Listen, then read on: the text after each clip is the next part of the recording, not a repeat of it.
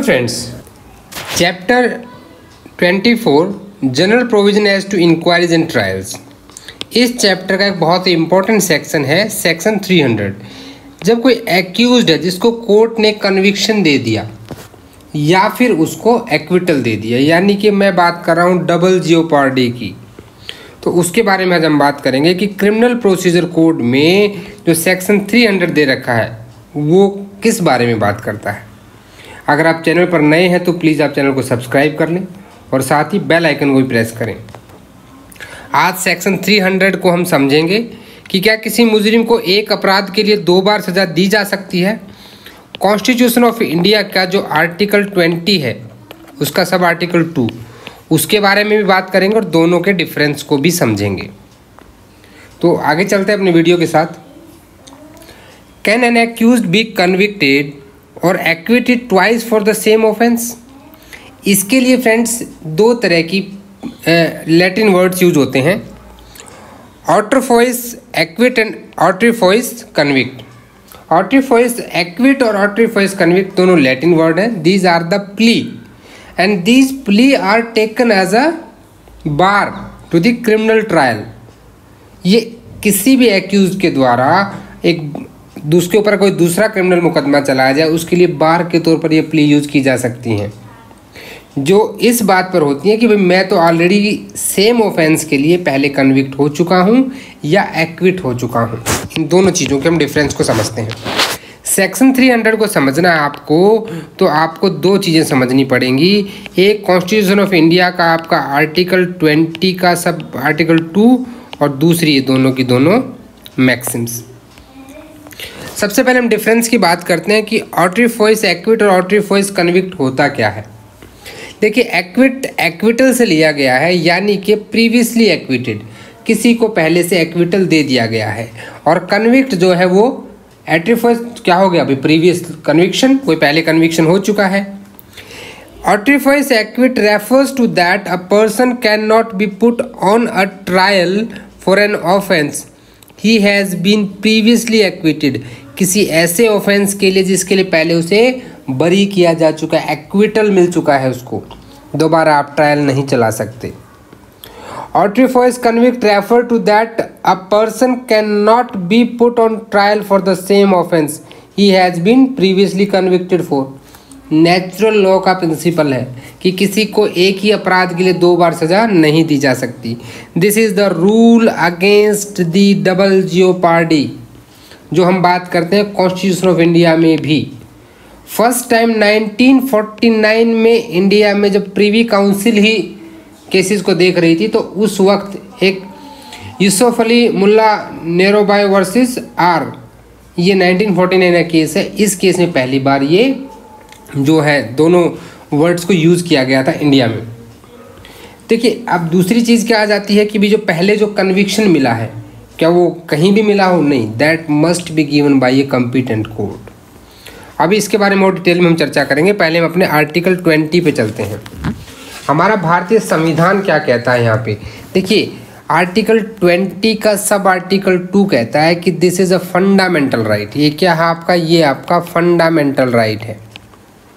ये आप ध्यान दें कि ये आपका फंडामेंटल राइट है जो आपको भारतीय संविधान देता है। और ये कहता है कि no person shall be prosecuted and punished for the same offence more than once. यानी कि ये किसकी बात कर दी इसने, डबल जियोपार्डी की। भी किसी को 2 बार सजा नहीं दी जा सकती सेम ऑफेंस के लिए। इस डिफरेंस को समझिएगा। कॉन्स्टिट्यूशन ऑफ इंडिया का ये आर्टिकल एक जनरल बात करता है, जबकि CRPC का जो सेक्शन 300 है वो फुल एक्सप्लेनेटरी बात करता है, पूरा प्रोसीजर बताता है कि कैसे नहीं होगा। चलिए, सेक्शन 300 को हम समझने की कोशिश करते हैं। यहाँ पे पर्सन वंस कन्विक्टेड और acquitted not to be tried for the same offence. अब 300 में देखिए अलग अलग सब सेक्शन दिए गए, हर एक सब सेक्शन को अलग से समझना है आपको। सब सेक्शन 1 क्या कहता है, देखिए सब सेक्शन 1 पहली चीज़ मैं बता दूं आपको, एक बेसिक रूल की बात करता है। किसकी बात कर रहा है, बेसिक रूल की। A person who has once been tried by a court of competent jurisdiction. इन जो वर्ड्स मैंने बोल्ड किए हैं ना उनको आप हाईलाइट कर लें अपने बैरक में। एक व्यक्ति जिसको एक कॉम्पिटेंट कोर्ट ने ट्राइड कर दिया है for an offence and convicted और एक्विटेड। देखिए जब आप एक्सप्लेनेशन इसमें सब सेक्शन 3 पढ़ेंगे तो वहाँ पे आपको सिर्फ एक्विटेड मिलेगा, कन्विक्टेड नहीं मिलेगा। तो इन चीज़ों पे ध्यान दीजिए कि कहाँ पे कन्विक्टेड और एक्विटेड दोनों लिखा है, या तो कन्विक्ट किया गया या एक्विट किया गया हो। For such offence shall which such conviction और एक्विटल रिमेन इन फोर्स, जब तक वो कन्विक्शन या उसका एक्विटल फोर्स में रहेगा वो सेम ऑफेंस के लिए उसे आप दोबारा ट्राई नहीं कर सकते, चाहे वो सेम फैक्ट्स ही क्यों ना हो दूसरे ऑफेंस में। यानी कि पहले आपने कहा कि उसने चोरी की, बाद में आपने कहा कि ये तो थेफ्ट बाय सर्वेंट बन रहा है वहाँ पे, तो ऐसे केसेस में which a different charge from one made against him might have been made under sub section 1 of 221। देखिए सेक्शन 221 किसकी बात कर रहा है, आपको ध्यान होगा जो हमारा चार्ज का एक चैप्टर बनता है, आपका चैप्टर नंबर 17 ऑफ CRPC, जिसे हम 211 से लेकर 224 तक पढ़ते हैं, यानी 211 से 224 तक। चार्ज बहुत इंपॉर्टेंट चैप्टर है और उसी में सेक्शन 221 है जो बात करता है जहाँ पे डाउटफुल हो कि जो एक्ट है वो सीरीज ऑफ एक्ट में कोई भी ऑफेंस हो सकता है, ये उसकी बात कर रहा है। तो जब तक उसका एक्चुअल कन्विक्शन रहेगा तब तक आप उस पर कोई चार्ज नहीं लगा सकते, तो ये यहाँ पे कह रहा है। दूसरी चीज़ सब रूल 2 सब सेक्शन 2 अब क्या कहता है, ये भी चार्ज से रिलेटेड। सब सेक्शन 220 पहले पढ़ लिया आप इसके लिए। देखिए सब सेक्शन 220 क्या कहता है, trial for more than one offences if in one series of act so connected together. बेरक खोल लीजिए 220 खोलिए, आप पढ़िए वहाँ पे क्या लिखा है। If in one series of act so connected together to form the same transaction more offenses than one are committed by the same person, he may be charged with or tried at one trial for every such offense। मान लीजिए ए ने क्या किया है, house breaking की है दिन में, किसमें, बी के घर में घुसने के लिए, और बी की वाइफ से वो अडल्ट्री करना चाह रहा था। हालांकि अडल्ट्री अभी जोसेफ साइनी केस के बाद 2018 के बाद ऑफेंस नहीं है, लेकिन देखिए आईपीसी का 454 भी लग जाएगा। क्यों, आईपीसी 454 जो किस में आता है आपका, हाउस ब्रेकिंग में, और 497 अगर वो ऑफेंस अब तो नहीं, अगर होता तो वो अडल्ट्री का चार्ज भी, दोनों चार्ज लग सकते हैं। मैं एक एग्जांपल दे रहा हूँ समझाने के लिए, ठीक है। तो ये कह रहा है कि अ पर्सन एक्विटेड और कन्विक्टेड, 220 आपने समझा। अब 220 को पढ़िए, वो लिख लीजिएगा बेरेक्ट में। 220 के साथ लिखिए कि 300 का सब सेक्शन 2 इसके साथ पढ़ना है, और 300 के 2 में लिखिए section 220। A person acquitted or convicted of any offense may be afterwards tried with the consent of the state government। इस चीज़ को बिल्कुल ध्यान रखें, गवर्नमेंट की कंसेंट चाहिए। For any distinct offense for which a separate charge might have been against him at the former trial under section 220 subsection 1, ठीक है। तो एक्यूज को सब्सिक्वेंट ट्रायल में जो फॉर्मल ट्रायल में चार्ज लग सकते थे वो आपने तब नहीं लगाए। समझिए इस चीज़ को, ये क्या कह रहा है कि फॉर्मल ट्रायल में जो आप चार्ज लगा सकते थे वो आपने नहीं लगाए फॉर्मल में, और सब्सिक्वेंट में आप वो चार्ज लगाना चाहते हो तो उसके लिए आपको स्टेट गवर्नमेंट की परमिशन लेनी पड़ेगी। ये भी एक डबल जियोपार्डी के रूल ऑफ जियोपार्डी के लिए एक्यूज्ड का राइट बन जाता है। सब सेक्शन 2 समझ में आ गया आपको। सीधी सी बात है, लिख लीजिए कि एक्यूज्ड को अगर किसी सब्सिक्वेंट ट्रायल में ऐसा चार्ज लगाना चाहते जो फॉर्मल ट्रायल में आप लगा सकते थे पर आपने नहीं लगाया, तो वो आपको लगाने के लिए स्टेट गवर्नमेंट की परमिशन लेनी पड़ेगी, ठीक है। आई होप आपको क्लियर हो गया होगा।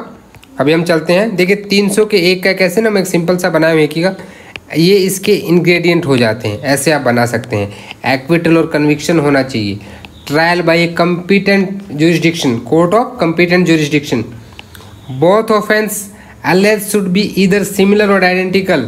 If more than one offense is made out of given facts, a conviction in the offense will act as bar against trial for other offense arising out of the same set of the facts। आप इस तरह से ना अपना हर एक उसका कर सकते हैं, ये अलग अलग तरीका हो सकता है, लेकिन ऐसे आप नोट्स बना सकते हैं। अभी हम चलते हैं अपने सब सेक्शन 3 के ऊपर। देखिए 3 क्या कहता है, a person convicted of any offence constituted by any act causing consequences which together with such act constituted a different offense from that of which he was convicted। मैंने क्या कहा था आपको कि यहाँ पे एक्विटल नहीं आएगा, यहाँ सिर्फ कन्विक्टेड है। He may be afterward tried for such last mentioned offense if consequences had not happened and were not known to the court। मान लीजिए ए को क्या किया, ए को ट्राइड किया गया कि उसने भाई क्या किया है, ग्रीवियस हर्ट कॉज कर दी है। क्या कर दी है, ग्रीवियस हर्ट कॉज कर दी। 325 आईपीसी आपने लगा दी, किसको, बी को की है। अब कोर्ट ने इसको पनिश कर दिया है, कन्विक्ट कर दिया है, किस चक्कर में, ग्रीवियस हर्ट के लिए। इसी के कॉन्सिक्वेंसेज में इसके मारने से बी की क्या हो जाती है, डेथ हो जाती है। तो ए के ऊपर क्या है, 299 में कल्पेबल होमिसाइड दोबारा से चलाया जा सकता है। देखिए ये आपका सेक्शन 2 जो आपने पढ़ा है उसका एक एक्सेप्शन आ गया। कैसे आ गया, क्योंकि यहाँ पे क्या दे दिया गया है, यहाँ पे बताया गया है कि भाई कोर्ट को पता नहीं था फॉर्मर के टाइम, जो मैंने एडल्ट्री वाला आपको बताया वो कोर्ट फॉर्मर में लगा सकता था, बट यहाँ तो अभी भी मरा नहीं है ना, तो उसके ऊपर कल्पेबल होमिसाइड कैसे लगाएंगे। या तो कोर्ट को फैक्ट पता नहीं थे या कॉन्सिक्वेंसेज हुए ही नहीं थे, ओनली इन दोज केसेस। और इतना ध्यान रखिएगा, एक चीज़ आप नोट कर लीजिएगा, अगर प्रीवियस डिसीजन, मैं जो कह रहा हूँ इन वर्ड्स को नोट कर ले, भूले नहीं। अगर प्रीवियस डिसीजन एक्विटल का है, किसका है, एक्विटल का है, तो वहाँ पे सेक्शन आपका 300 का सब सेक्शन 3 ये अप्लाई नहीं होगा, ये याद रखें, ये अप्लाई नहीं होगा। ये एक्सप्रेसली कन्विक्टेड पर्सन को ही दिया गया है, यहाँ पे कन्विक्टेड और एक्विटेड नहीं लिखा गया। ये मैंने आपको सब सेक्शन 1 में ही बात की थी हमने, इस पे आप ध्यान दें। चलिए अभी आ जाते हैं सब सेक्शन 4 के ऊपर। 4 अभी क्या कहता है, इसको एक बार क्लियर कर देते हैं। चलिए अभी हम पढ़ेंगे sub section 4। A person acquitted convicted of any offense, acquitted or convicted of any offense constituted by any act may notwithstanding such acquittal or conviction be subsequently charged with and tried for any other offense constituted by the same act which he may have committed if the court by which he was first tried was not competent। पहले वाला court competent ही नहीं था। With which he subsequently charged, ये क्या कह रहा है, simple भाषा को समझिए। देखिए यदि कोई भी व्यक्ति, इफ एनी पर्सन, जिसको कन्विक्शन या एक्विटल दिया गया, यहाँ पे दोनों चीज़ें आ जाती हैं, कन्विक्शन भी एक्विटल भी किसी भी ऑफेंस के लिए, तो वो कन्विक्शन या एक्विटल के बाद भी उन एक्ट के बनने वाले, जैसे पहले हमने क्या कहा कि भी बाद में आप नहीं देंगे, लेकिन अगर उन्हीं एक्ट से कोई ऐसा और जो ऑफेंस बन जाता है तो उसमें बाद में भी केस चला सकते हैं। कब चला सकते हैं, जब फॉर्मर, जो हमने देखिए हमने पहले कहा था कि जो सब सेक्शन 1 है उसको हमेशा माइंड में रखिए, वो बेसिक रूल है। 300 का 4(1) के अगेंस्ट बात कर रहा है, ये कह रहा है कि जब कंपिटेंट ना हो फॉर्मर कोर्ट तो वहाँ पे उसको दिया जा सकता है पनिशमेंट। एग्जाम्पल समझिए आप, यहाँ पे ये क्या कह रहा है कि अगर कोई जुडिशियल मैजिस्ट्रेट सेकंड क्लास है जो बी की प्रॉपर्टी के लिए थेफ्ट का पनिशमेंट दे दिया, अब बाद में पता चला उन फैक्ट से कि ए ने जो है क्या की है, रॉबरी की है। क्या की है, रॉबरी की है। भाई रॉबरी के लिए तो क्या है, उसके लिए चलाया जा सकता है सेम फैक्ट, क्योंकि judicial magistrate second class robbery की पनिशमेंट नहीं दे सकता है। इसी में देखिए आपको ध्यान हो, आप में इलस्ट्रेशन पढ़िएगा, ई और एफ वो आपकी इसी से रिलेटेड बात करते हैं। मैं इलस्ट्रेशन पे आ रहा हूँ सीधा, जो 300 के 4 के साथ पढ़ने हैं हमें illustration. A is charged bye A magistrate of second class, किसके द्वारा, जुडिशियल मैजिस्ट्रेट सेकंड क्लास के द्वारा, एंड कन्विक्टेड बाय हिम, और उसे कन्विक्शन दे दिया है ए को, किसके लिए, उसने थेफ्ट की है बी की प्रॉपर्टी में। अब बाद में पता चला कि भाई वो तो रॉबरी थी, रॉबरी का पार्ट था, उसके साथ और भी उसके साथी थे, तो उसके ऊपर बाद में भी ऐसा केस चलाया जा सकता है, वहाँ डबल जियोपार्डी नहीं होगी। इलस्ट्रेशन एफ क्या कहता है, A B and C are charged by magistrate of the first class, judicial magistrate first class. ये आपको ध्यान है ना कि जुडिशियल मैजिस्ट्रेट सेकंड क्लास कितनी सज़ा दे सकता है, मैक्सिमम 1 साल तक की और 5,000 रुपये तक का फाइन, और फर्स्ट क्लास 3 साल तक की पनिशमेंट और आपका 10,000 रुपये तक का फाइन। सीजेएम आपका 7 साल तक की सज़ा, फाइन की लिमिट नहीं दी गई है। आपका सेशन कोर्ट, सेशन जज कितना दे सकता है, डेथ पेनल्टी भी दे सकता है, बट कोर्ट हाई कोर्ट से कंफर्म करानी होगी अंडर 368, एंड हाई कोर्ट तो सब कुछ दे ही सकता है। तो ये आप सेक्शन 28 29 सीआरपीसी जो है वो भी साथ साथ में पढ़ेंगे, एग्जाम में से क्वेश्चन आ जाता है। चलिए back to the example. A B और सी जो हैं वो जुडिशियल मैजिस्ट्रेट फर्स्ट क्लास के द्वारा उनके ऊपर एक चार्ज लगाया गया और कन्विक्ट दिया गया कि उन्होंने डी को रॉब किया है। ए बी और सी क्या है, afterward charge with and tried the डकैती, बाद में देखा गया कि उनके ऊपर डकैती के चार्जेस बनते हैं, तो डकैती की पनिशमेंट ज़्यादा हो जाती है, सीजेएम देगा या फिर आपका वो देगा, तो वहाँ पे क्या है आपका फिर से दोबारा चार्ज लग सकता है। आई होप आपको क्लियर समझ में आ गया होगा। जो बेसिक रूल वह है उसके अगेंस्ट में है। यह केस लॉ नोट कीजिएगा, मैं आपसे केस जरूर कहूँगा इसके साथ। संभाष बयान वर्सेज इंस्पेक्टर ऑफ रेलवे, ये इसी से रिलेटेड बात करता है। सुप्रीम कोर्ट ने क्लियरली यहाँ पे इसकी ऑथेंटिसिटी बात कर दी थी कि जो है ये वॉयलेट नहीं करता है आर्टिकल 20 के सब आर्टिकल 2 को, ये वॉयलेट नहीं करता, ये चीज़ यहाँ पे क्लियर कर दी गई थी। ये केस भी साथ साथ पढ़िए, इंपॉर्टेंट केस है। अब चलते हैं नेक्स्ट सब सेक्शन पे, सब सेक्शन 5। सब सेक्शन 5 क्या कहता है कि a person discharge under section 258। देखिए 258 क्या कहता है कि जब समन केस ट्रायल होता है आपका, समन केस ट्रायल में क्या है कि किसी भी प्रोसीडिंग को कोर्ट जो है स्टॉप कर सकता है, रोक सकता है कहीं पर भी। तो अगर किसी व्यक्ति को डिस्चार्ज कर दिया गया समन केस ट्रायल में, तो shall not be tried again for the same offence except with the consent of the court. पहले हमने क्या पढ़ा था, टू में कंसेंट ऑफ स्टेट गवर्नमेंट, यहाँ किसकी कंसेंट है, कोर्ट की कंसेंट है। किस कोर्ट की कंसेंट, जिसके द्वारा उसे डिस्चार्ज किया गया है। भाई ऐसा नहीं है कि पहले फॉर्मर कोर्ट ने उसको डिस्चार्ज कर दिया, सब्सिक्वेंट उसको कन्विक्ट कर देगा, नहीं नहीं नहीं, ऐसा नहीं होगा, उसकी कंसेंट लेनी पड़ेगी। यहाँ पे अगर कोई भी पर्सन अंडर सेक्शन 258 किसकी बात करता है, आपका समन केस ट्रायल में डिस्चार्ज करने की पावर है कोर्ट की, तो उसमें उस कोर्ट की कंसेंट चाहिए जिसने उसको डिस्चार्ज किया गया था। देखिए कंप्लेनेंट केस को छोड़कर किसी भी समन केस ट्रायल में जुडिशियल मैजिस्ट्रेट फर्स्ट क्लास या कोई भी मैजिस्ट्रेट जिसे सीजेएम एम्पावर करता है, रीज़न रिकॉर्ड करके किसी प्रोसीडिंग को स्टॉप कर सकता है। ये बात हमने पढ़ी थी समन केस ट्रायल में 258 में, ठीक है, और वो भी बिना जजमेंट दिए हुए। और एक चीज़ और बता दूं आपको यहाँ पे, अगर प्रिंसिपल विटनेस को रिकॉर्ड कर लिया गया है तो उसके बाद भी प्रोसीडिंग रोकी जा सकती है, क्या रोकी जा सकती है, लेकिन वहाँ पे जजमेंट देना होगा, ठीक है, और वहाँ जो एक्विटल होगा वो डिस्चार्ज ही माना जाएगा। ये आप चीज़ याद रखिए, क्वेश्चन पहले दिल्ली जुडिशरी में पूछा जा चुका है। चलिए अभी चलते हैं हम नेक्स्ट के ऊपर, सेक्शन 6। देखिए ये सेक्शन जो है ना, ये एक ओवरराइडिंग इफेक्ट दिखाता है पूरे सेक्शन 300 का।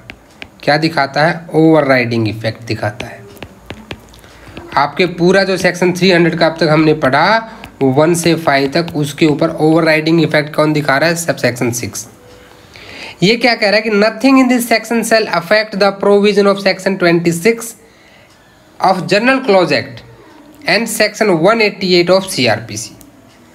अब देखिए section 26 of the general clause act किसके बारे में बात करता है, और 188 ऑफ किसका, सीआरपीसी का। 188 तो आपको याद है कि offence committed outside the India, और सेक्शन 26 भी क्या कहता है कि provision as to offence punishable under 2 और मोर एनैक्टमेंट। जब एक से ज़्यादा कानूनों के तहत कोई अपराध दंडनीय होता है उसे सेक्शन 26 में बताया गया है कि जहाँ पे कोई भी एक्ट एडमिशन ऐसा ऑफेंस को कॉन्स्टिट्यूट करता है जिसे 2 या 2 से अधिक स्टैच्यूट, कोई लॉ कानून जो है वहाँ पे ऑफेंडर की लाइबिलिटी हो जाती है उसको पनिश करने के लिए।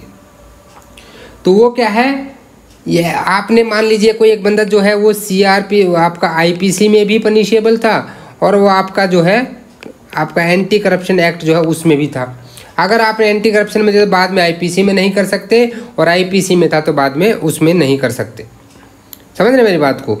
अगर कोई बंदा आईपीसी या फिर एक एनडीपीएस एक्ट हम मान लेते हैं ऐसे, इन दोनों ही में पनिशेबल है उसका एक्ट, तो या तो आप उसको आईपीसी में दो या एनडीपीएस में दो। ऐसा नहीं कि पहले इसमें दे दिया और बाद में इसमें दे दिया तो डबल जेओपार्डी हो जाएगी।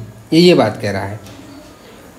अब यहाँ पे किसने एक्सप्लेनेशन दे दिया कि the dismissal of a complaint और discharge of the accused is not an acquittal for the purpose of this section. यहाँ तक तो हमने कवर कर लिए सारे के सारे सब सेक्शंस। अभी हम आगे क्या बात करते हैं, आगे हम बात कर लेते हैं आपकी इलस्ट्रेशंस की। देखिए कुछ 2 इलस्ट्रेशन तो हम पढ़ चुके हैं। A is tried upon a charge of theft as a servant and acquitted. तो भाई सर्वेंट के द्वारा अगर कोई ऑफेंस की जाती है तो उस पर कौन सी धारा लगती है? देखिए जब भी कोई ऐसी चीज़ें पढ़ते हैं ना आप, तो इनको कोरिलेट करते हुए चलें। इनका कोरिलेशन बहुत ज़रूरी होता है। तो वहाँ पे क्या लगेगी उसके ऊपर? Theft by servant 381 IPC. ठीक है। He can not afterward while the acquittal remain in force be charge with theft as servant upon the same fact with theft simply और with criminal breach of trust. भैया आपने theft के ऊपर लगा दिया theft as servant, फिर आप उसके ऊपर ना तो सिंपली थेफ्ट का चला सकते हो दोबारा, और ना ही criminal breach of trust. Criminal breach of trust कहाँ बताया गया है? 405 ऑफ आईपीसी में डिफाइन है, 406 में इसकी पनिशमेंट। ठीक है। अब इलस्ट्रेशन बी क्या कहता है? A is tried for causing grievous hurt and convicted. The person injured afterward dies he may be tried again culpable homicide. हम पहले ही बात कर चुके हैं। A is charged with before the court of session and convicted of culpable homicide of B. देखिए क्या कह रहा है, कोर्ट ऑफ सेशन, क्या वो कम्पिटेंट कोर्ट है, वो तभी कर सकता था उसको। तो ए को बाद में सेम फैक्ट पे मर्डर के लिए नहीं कर सकते, क्योंकि यहाँ डेथ हो चुकी है, कॉन्सिक्वेंसेस दोबारा नहीं आने हैं। अब डी भी हम पढ़ चुके हैं पहले, तो इलस्ट्रेशंस को एक बार जरूर पढ़ लें, ये बड़े इंपॉर्टेंट है। आई होप आपको सेक्शन 300 पूरा क्लियर हो गया होगा। Thanks for watching this video. Comment करके जरूर बताएं कि आपको वीडियो कैसा लगा। अगर अच्छा लगा है तो चैनल को सब्सक्राइब जरूर कर लें, और आप मुझे मेल भी कर सकते हैं। आप हमारे टेलीग्राम चैनल पर जुड़िए, डेली क्वेश्चन पोल हम वहाँ पे करते हैं, जो आपके एग्ज़ाम के लिए बहुत बेनिफिशियल रहेगी। आप इंस्टा पर भी हमें फॉलो करें, वीडियो को लाइक करें, अपने दोस्तों के साथ शेयर करें। And again I am requesting कि प्लीज़ कमेंट ज़रूर करें। अगर आप पे कोई भी सजेशन है, कोई हमें इम्प्रूवमेंट करना है, तो आप ज़रूर बताएं हमें, ये हमारे लिए बहुत हेल्पफुल रहेगा। मिलते हैं नेक्स्ट वीडियो में, तब तक के लिए जय हिंद, जय भारत।